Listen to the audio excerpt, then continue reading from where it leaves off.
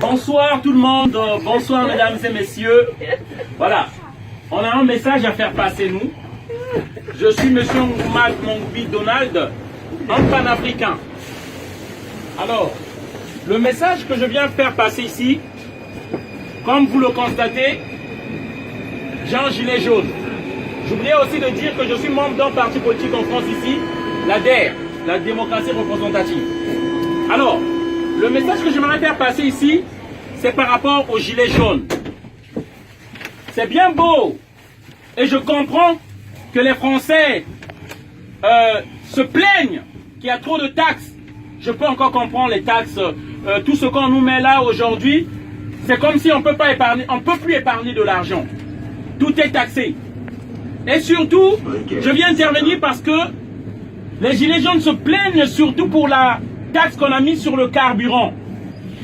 Mais j'aimerais juste faire savoir, c'est bien beau qu'on se plaigne pour le carburant, mais vous devez savoir que la France n'a pas de puits de pétrole.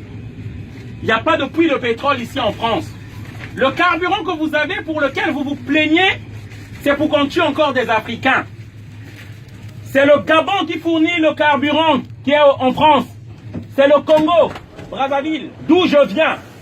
C'est pour ce carburant-là, en 97, Jacques Chirac a donné des armes à un criminel, un psychopathe qu'on appelle Denis Sassou Nguesso, qui a tué des Congolais pour qu'on maintienne ce prix de carburant-là. En fait, le message que je veux faire passer, je ne suis pas contre le peuple français. Nous aimons la France qui nous a accueillis. J'ai des papiers, je suis réfugié. Mais seulement vous devez savoir, chers amis, la France que vous croyez, c'est pas cette France-là. C'est pourquoi moi j'aimerais vous informer.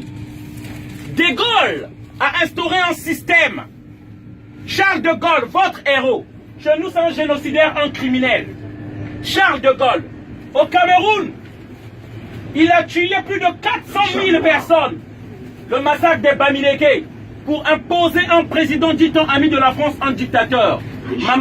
Amadou Ahidjo. Charles de Gaulle, en 1963, janvier, fait assassiner Sylvanus Olympio, le premier assassinat de la France-Afrique, au Togo. Mitterrand, lorsqu'il arrive, il fait tuer Thomas Sankara au Burkina Faso. Renseignez-vous.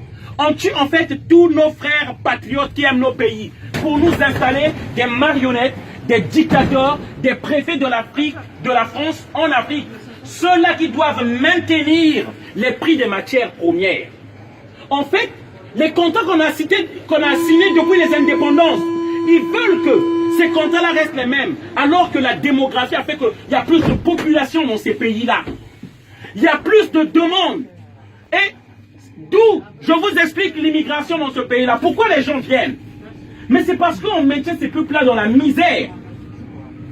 C'est la politique de la France-Afrique. Ça, ces immigrants qui viennent ici, ils viennent chercher leur argent. Ils ne viennent pas pour votre camembert. Et ça, je veux le faire savoir au peuple français. Ces gens-là sont victimes de vos élus. Ces gens-là que vous élisez. Une fois qu'ils ont votre vote, ils font du n'importe quoi à l'Élysée. À l'Élysée existe une cellule secrète qu'on appelle la cellule secrète de la France-Afrique. C'est ceux-là qui organisent les assassinats de nos présidents, qui aiment nos pays, qui veulent créer les emplois afin qu'on reste chez nous. Et tous les présidents qui sont passés en France ont tué un ou deux présidents africains. Et je peux commencer. De Gaulle, je vous ai cité. Si je prends les Pompidou, les Valéry Giscard d'Estaing, qui a détruit la Libye, Sarkozy, qui a enlevé Laurent Gbagbo qu'on a déporté à la CPI, Sarkozy et François Hollande. C'est ça qui se passe, que le peuple français ne sait pas. À chaque fois que vous mettez du carburant pour lesquels les gilets jaunes sont en train de se plaindre, vous mettez du sang africain dans vos voitures. Lorsque vous prenez le café, en France on ne fabrique pas du café. Le café vient de la Côte d'Ivoire et du Ghana. Et c'est les enfants qu'on voit dans les plantations. Afin que les prix de ces matières premières restent toujours bas. L'uranium, là, le train là fonctionne l'électricité. Il n'y a pas en France. C'est le Niger, l'uranium du Niger. Du Congo. Et lorsque vous voyez le train qui part là, les données qui sont mémorisées là, c'est le coltan, le tantal de la RDC. Et pour ça, on tue. Et on tue en masse. Et c'est ça qu'on veut faire savoir aux gens. Le monde et le luxe que nous vivons, c'est par le prix des milliers de personnes qui crèvent en Afrique.